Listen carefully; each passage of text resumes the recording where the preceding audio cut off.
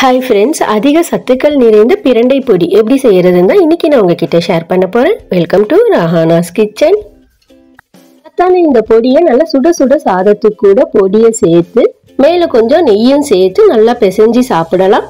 அல்லது இட்லி தோசை கூட சைடா வச்சு சாப்பிட்டுக்கலாம். தோசை மேலே இந்த பொடியை தூவி பொடி தோசையாகவும் எடுத்துக்கலாங்க. வாங்க எப்படி செய்யறதுன்னு பார்க்கலாம்.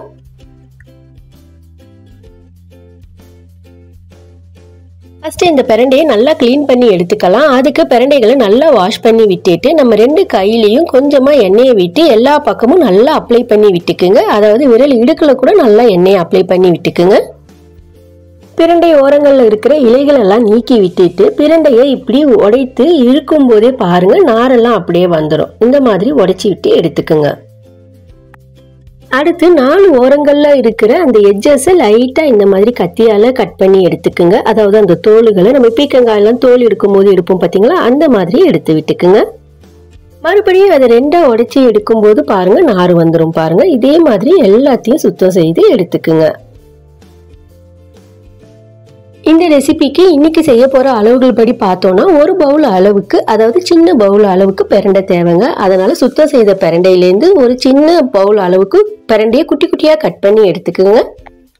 காட்டன் துணியில நம்ம கட் பண்ணி எடுத்துருக்கிற பிரண்டைகளை சேர்த்து 20லிருந்து அரை மணி நேரத்திற்கு ஃபேனுக்கு அடியிலேயே காய விட்டுக்கலாம்.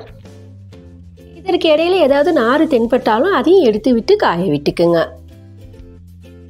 அரை மணி நேரத்திற்கு அப்புறம் கடாயில 2 டேபிள் ஸ்பூன் நல்லெண்ணெயை விட்டுக்குங்க. காஞ்ச உடனே பிரண்டைகளை சேர்த்து நல்லா அதனுடைய நிறம் மாறுற வரைக்கும் வறுத்து விட்டு எடுத்துக்குங்க. பிரண்டை கருகிடாம அதனுடைய நிறம் மாறுற வரைக்கும் வறுத்து விட்டுக்குங்க. மீடியம் ஃப்ளேம்லயே வறுத்து விட்டுக்குங்க.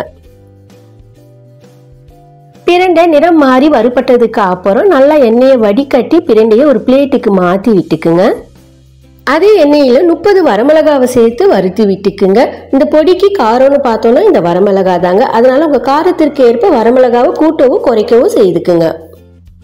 கூடவே ஒரு கை நிறைய கருவேப்பிலை, 10-12 போல பூண்டு பல்ல சேர்த்து வறுத்து விட்டுக்குங்க. வறுபட்டதுக்கு அப்புறம் சின்ன நெல்லிக்காய் சைஸ் அளவுக்கு புளியும் சேர்த்து வதக்கி விட்டுக்குங்க. வறுபட்டதை பிளேட்டுக்கு மாத்தி விட்டுக்குங்க. அடுத்து அதே கடாயில 1 கப் அளவுக்கு உளுத்தம் பருப்பு சேர்த்துக்குங்க. நான் தோல் இல்லாத உளுத்தம் பருப்பு சேர்த்துருக்கேங்க. நீங்க தோல் உள்ள உளுத்தம் பருப்பு சேர்த்துக்கிறதா இருந்தாலும் சேர்த்து விட்டு வறுத்து விட்டுக்குங்க. நல்லா செவக்க செவக்க லோ ஃப்ளேம்ல வச்சு வறுத்து விட்டுக்குங்க.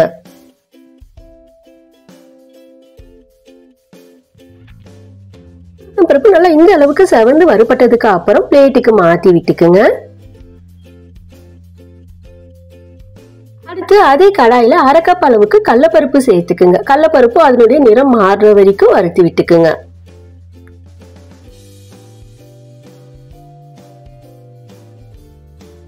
கடலைப்பருப்பு நல்ல வாசனையோட நிறம் மாறி வறுபட்டு வந்துருச்சுங்க. அதையும் பிளேட்டுக்கு மாத்தி விட்டுக்குங்க.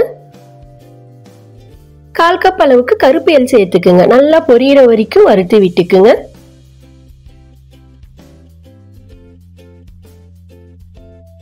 கருப்பு எள்ளுக்கு பதிலா வெள்ளை எள் இருந்தாலும் வெள்ளை எள்ளு சேர்த்துக்கலாம். எல்லாம் நல்லா வறுபட்டதுக்கு அப்புறம் அதையும் பிளேட்டுக்கு மாத்தி விட்டுக்குங்க.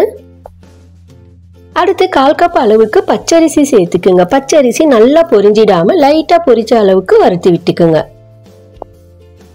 பச்சரிசி இந்த அளவுக்கு வறுபட்டதுக்கு அப்புறம் அதையும் பிளேட்டுக்கு மாத்தி விட்டுக்குங்க.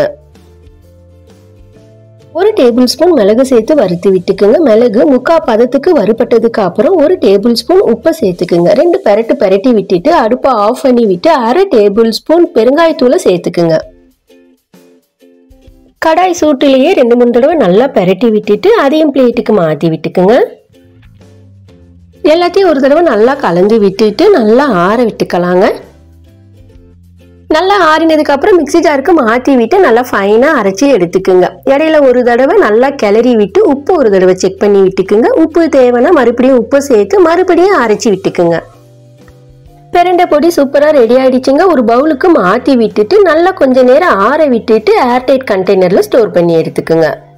பிரண்டையில நிறைய மருத்துவ குணம் இருக்குங்க. எலும்புகளை வலுவாக்கும், மூட்டு வலியை போக்கும், பசியை தூண்டுங்க. அதனால அதிக மருத்துவ குணம் நிறைந்த இந்த பிரண்டைய வாரம் 2 முறையாச்சும் நம்ம உணவுல சேர்த்துக்கிறது அவசியங்க. ஆரோக்கியமான இந்த பிரண்டை பொடியை நீங்களும் ஒரு தடவை ட்ரை பண்ணி பாருங்க. மேலும் இது போல பல வீடியோக்களுக்கு நம்ம சேனலை சப்ஸ்கிரைப் பண்ணுங்க. பக்கத்துல இருக்கிற பெல் ஐகானை கிளிக் பண்ணி சப்போர்ட் பண்ணுங்க.